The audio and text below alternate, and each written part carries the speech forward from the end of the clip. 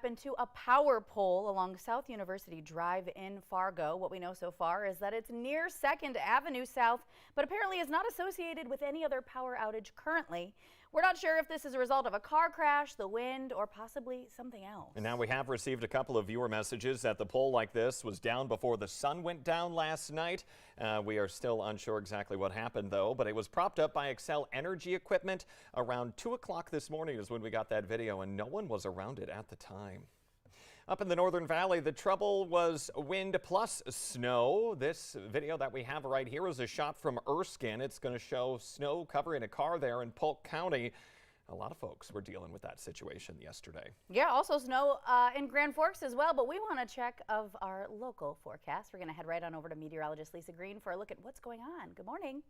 Good morning. Yeah, it was a wild one yesterday with the wind and the snow, and unfortunately we've got more of that possibility coming our way toward the end of the week. And not just wind and a little bit of snow, it could be wind and a lot of snow. So that's what we're watching for. And we've got 2 first alert weather days to cover that. Starting up on Thursday is when we'll start to really feel the big impacts of this system, and then into Friday, the wind and blowing snow coming down in that area. So again, looking at some conditions that are going to be tough. Let's take a look at the radar right now, though. We are going to be watching out for a few flakes today. You can see right now we've got clear skies, areas where we're looking at some clouds that are drifting through, but overall it's been a quieter, clear night. It's to the south and west of us now this morning that we're watching that area of snow lifting through parts of South Dakota, and eventually it will be approaching some of our viewing area here heading into the afternoon. Wind speeds are really easing up, lightening up. There we go. I was trying to combine the two there.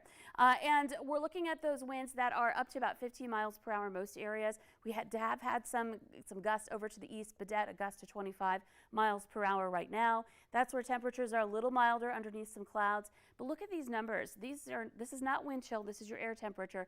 It's only 10 in Wahpeton right now. It's 4 in Fargo, 12 in Fergus Falls, 13 in Devil's Lake, 17 in Grand Forks. So a winter coat needed, and a hat and gloves. You might want those too if you're going to be outside for any length of time here today. Here's a look at our hour-by-hour planner. Expect to have some increasing clouds as the day goes on. We'll watch those clouds lift in from the south. By noon, mostly cloudy skies, temperatures into the around the freezing mark. Then this afternoon, getting into some upper 30s for some of us, but it's going to be a cold day. And then there's that chance for some snow.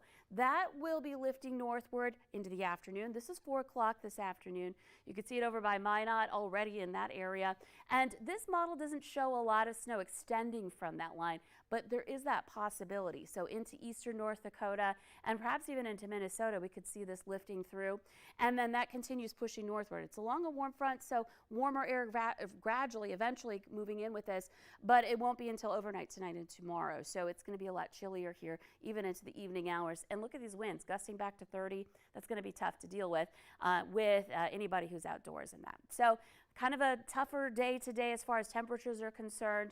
We have basically every day this week something to watch for, but we're going to talk about this storm system coming our way. We're starting things off on Wednesday. This big area of green, that could be thunderstorms going on. This is Wednesday afternoon where we're kicking it off.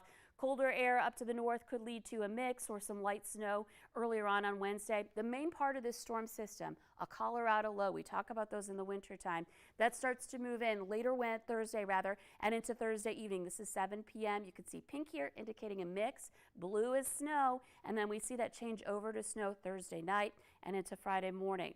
Question on this is just how much snow we can expect, but we are looking at a decent amount of wind again and at least some accumulation going on. So that combo is going to affect travel no matter what as that's happening. But the question is just how much snow we'll see, and could be a decent amount. We could end up with some heavy snow. And so, of course, for that reason, we have first alert weather days for Thursday and Friday. And, of course, we're going to fine-tune this as the week goes along. So stick around for your forecast here and on the VNL Weather app. Much colder behind the system, too, into Saturday and Sunday. So be ready for needing the winter coat and maybe even the shovel this week coming up by Friday, maybe even as early as Thursday. A lot of things that we got to watch out for. Lisa, thank you. New this morning, a man is facing drug driving charges after crashing his car into the Red Pepper restaurant in Grand Forks. Police say 22-year-old Chase Wallace missed a curve on University Avenue just before 10 last night, drove over the curb and smashed directly into the building. Wallace was treated for injuries and charged with DUI. Those strong winds yesterday were partly to blame for a deadly crash in Lemoore County, North Dakota. The Highway Patrol says a semi was passing a pickup on Highway 281 north of Edgeley when the pickup's trailer flipped and detached in the wind. That caused the pickup to rotate into the path of the semi. Now the semi hit that pickup, which then rolled onto the passenger side. Both people in the pickup had to be cut out of the vehicle. A 64-year-old woman died. The 69-year-old driver, John Wool of Cullum, is being treated for serious injuries. The semi-driver was not hurt. Early voting for the general election is now over in North Dakota, but you can still do it today in Minnesota until 5 p.m. You can also drop off ballots at drop boxes. Check with your specific county about details on those deadlines. Election officials also say mail-ins are dicey right now because they may not arrive in time for your vote to be counted. In Minnesota, the deadline to arrive is tomorrow at 5 p.m. In North Dakota, mail-in ballots need to be postmarked by today.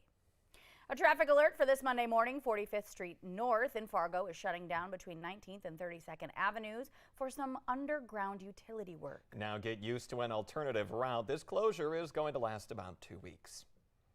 She is currently in the fight of her life, but a Fargo South High School student is not letting Hodgkin's lymphoma slow her down. 14-year-old Clara Machenbacher is currently in remission, and this weekend friends and family gathered to raise support for this young girl who will be tackling treatments at the Mayo Clinic soon.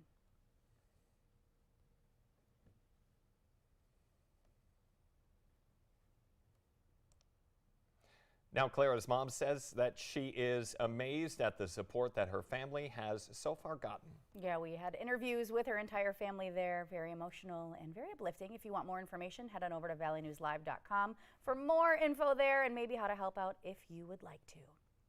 All right, here's one of the best celebrations on the gridiron we've seen in a while. It was in the fourth quarter of the Vikings win over Washington. Minnesota's Harrison Smith intercepted Taylor Heineke and ran the ball back for 35 yards and then decided to bowl a strike. Yeah, and for the celebration, the defensive team stood up like they were bowling pins, and then Smith rolled an imaginary ball over and knocked down all of those players. Yeah, unfortunately, we didn't have that video right now. Yeah, not working there this morning, but I'm sure you can. YouTube it. Exactly.